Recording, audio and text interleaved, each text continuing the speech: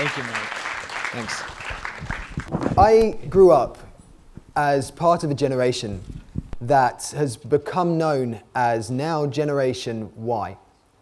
Now, Generation Y, I hear you ask, what does that mean? So essentially, Generation Y were millennial children who were born just before the millennium and grew up in a world where they had to better understand how they fit into this world by being told by their parents, by their teachers, and by their friends that they were superior, that the world was their oyster. I grew up being told again and again, you can do whatever you want, you can be whoever you want, which was very unlike the generations before that. The struggle with that now is that those generations are becoming young adults. And with that, there's certain adult responsibilities that come into play. And they're starting to realize that life isn't exactly as they've been told. There are certain limitations to life. You can't really get everything that you want. And equally speaking, these limitations exist in jobs, in relationships, in friendships. And can you really change the world around you? Can you really do what you love? Now, that's an argument on one side of the story. But actually, I'm here as a Generation Y to talk to you about how I've used that to inspire other people and other Generation Y communities to create something that actually instigates social change, that brings purpose and meaning back into relationships and work, and actually formulates a much more happier structure. I want to talk to you today about how the importance of how social change can be put back into the workplace and how that can actually change an entire mindset of both the staff and also the causes that you're working with. So to take you back, I want to start by introducing you to a couple of people.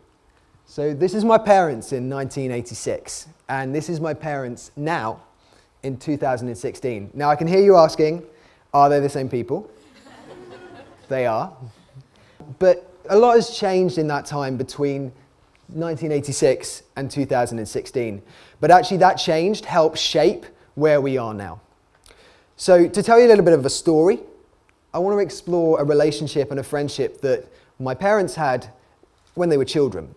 So when they were children, especially my mum, she grew up with a really best friend who they shared everything together. They grew up, they shared sort of friendships, they then got married together, they had kids, and they were part of each other's lives. And obviously then this friend met my dad and everything was great. Then in 2012, something happened to that relationship, that friendship that had lasted 40 years. So in 2012, I came out as gay. My parents were accepting, as I knew they would be. My friends were accepting, everyone was great. But this one particular friend that had been part and parcel of my life and my family's life for my entire life decided that she wasn't happy with this, and that instead of just rejecting me, she rejected the entire family. And at the time, you may remember that the marriage equality movement was gearing up, and there was a huge movement of anti-marriage equality, which this friend of the family decided to start to join and actively petition against. So what happened? Well, I decided that I saw how upset this friend had made my mum and our family.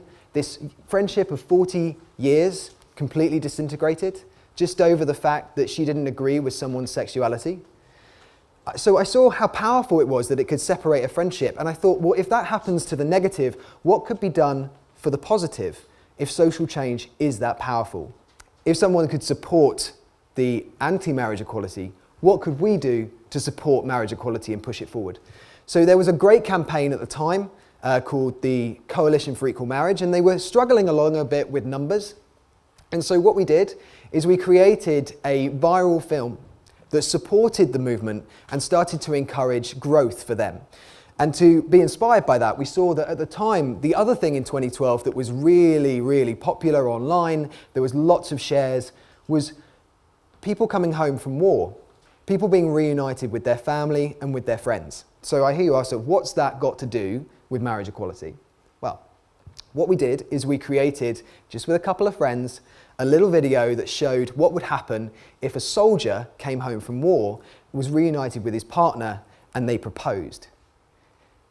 It was playing on the idea that if you could support your country and go to war and fight for the rights of the people in that country, then that country should support you in all the human rights once you get back home. So this video went on to see over 1.5 million views and started a movement called the Out for Marriage campaign. And that saw the likes of Hugh Grant, Richard Branson, Theresa May, Nick Clegg in his heyday, Stephen Fry, Kylie Minogue, and finally the Prime Minister himself joining the campaign and fighting for equal marriage. Now, we learnt a lot of lessons during that time, and it was very grassroots at the time. But we learnt the foundations of what we were missing in day-to-day life. When we all had jobs and we were working hard, we were missing that purpose in life, and we'd really found it in this side project that we were doing that had suddenly become to dominate our entire lives, which we'd kind of thrust ourselves into just because one person in my family or family friend decided to make a statement against it. We thought, well, what can we do to actually support the cause and the campaign? And suddenly we were thrust in the middle of it. We had millions of views. We had all these influential people with news every time every time someone came out for marriage. And equally, we had a growing movement of people that were excited to do more. What we'd done, without actually knowing it, is we'd created a piece of content that emotively engaged the audience. It went out on social media and was shared far and wide. And equally, it was picked up by news organizations like BuzzFeed, Upworthy, Huffington Post, Reddit, Gawker, the list goes on. And it engaged these journalists to start a conversation about a social issue. And in this case, that was marriage equality.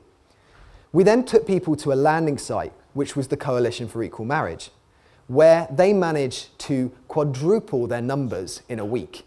And after the first week, it just started to fly. And suddenly, the Coalition for Equal Marriage was completely overshadowing the other side of the argument. And finally, we took people to a page where they could be actually taking action. And that is a variety of different actions for a variety of different people. So some people would just want to share the piece of content. They just feel that it's touched them emotionally and they want to share it with their friends and family. They may want to then sign up and actually take part in the campaign.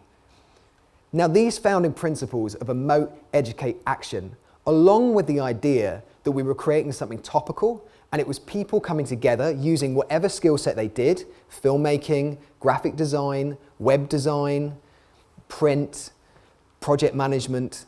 All these young people, these Generation Y people, were coming together to fulfill their purpose that they needed, that they weren't getting in their work, and suddenly we were making social change. And this was the founding principles of the agency that we went on to build that fulfills that need for purpose. And I'm now going to explore 3 different relationships that the agency went on to build. So here we have the 3 different relationships that exist in our world. At the top, we have the creatives.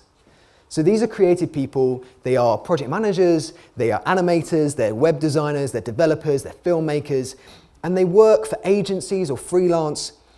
But their struggle is that, as I've said, they hate the fact that their work is surrounded by products, profit, and it sucks dry of integrity. They want to find purpose in their life. They're the Generation Ys. Then down the bottom here, we've got corporations. Now, companies are finding it more and more difficult to engage with their customers because customers are looking for a company with a heart, a company with values.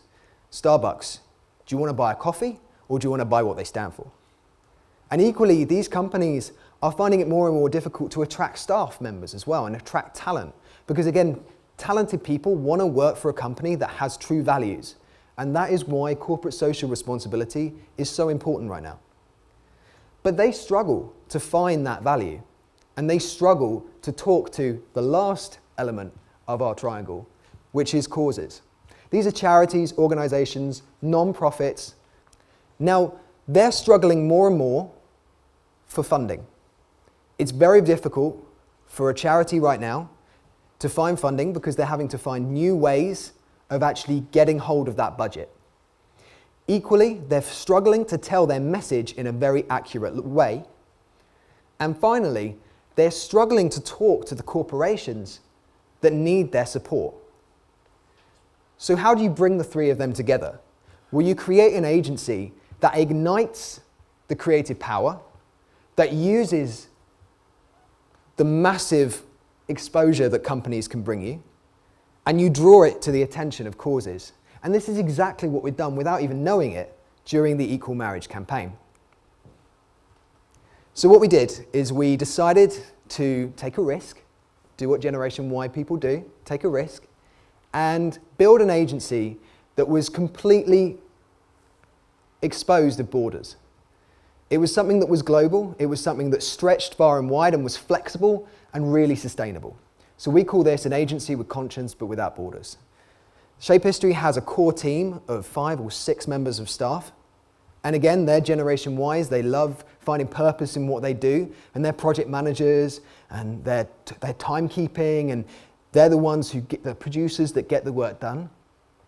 And then because we have to be flexible to suit causes, we created this, what we call the creative community. And these are people based all over the world, and they're, as I've said, animators, designers, developers, who we pull in project by project, which has enabled us to start projects all over the world, from San Francisco, New York, London, Brussels, Paris, Cape Town. We did a project in Mumbai and in Toronto. We never went to Toronto, but it was awesome to work with the Canadian Cancer Society there. What was amazing is we've been able to, in just a year, we started exactly a year ago, we've been able to instigate this methodology of Emote, Educate, Action, together with bringing the 3 causes together to actually create a campaign, a series of campaigns, and an agency which has worked with some of the biggest organisations around the world, creating real change. So for instance, for Macmillan at the moment, we're creating an amazing campaign that is using London as a case study to explore how patients of chemotherapy can be supported after they leave hospital. What if you left hospital and there was an Uber car waiting just there for you, and it was completely paid for by donations? What if you got home and Ocado had popped all your shopping in there? And what if your neighbour, through a series of social media platforms, was able to identify you were home, identify you couldn't go and get your kids, so actually carpooled and got your kids for you? How can we extend the support?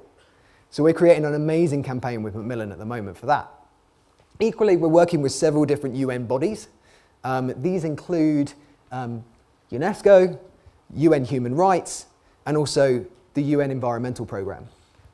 And finally, we're working with the NHS on an amazing campaign, which is trying to engage young people in NHS Choices. So NHS Choices is that site where if you've got the sniffles or if you've got like a problem that might end up on embarrassing bodies, you can check it out and you can probably get some help. So what can we do to create a new service based on NHS Choices for young people?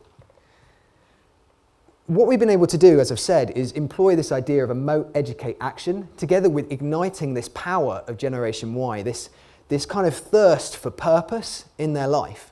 And we've been able to defy a lot of the odds, because many people thought when we started an agency for social change, well, firstly, well, that doesn't exist, so what on earth are you doing? Secondly, it's probably not going to work.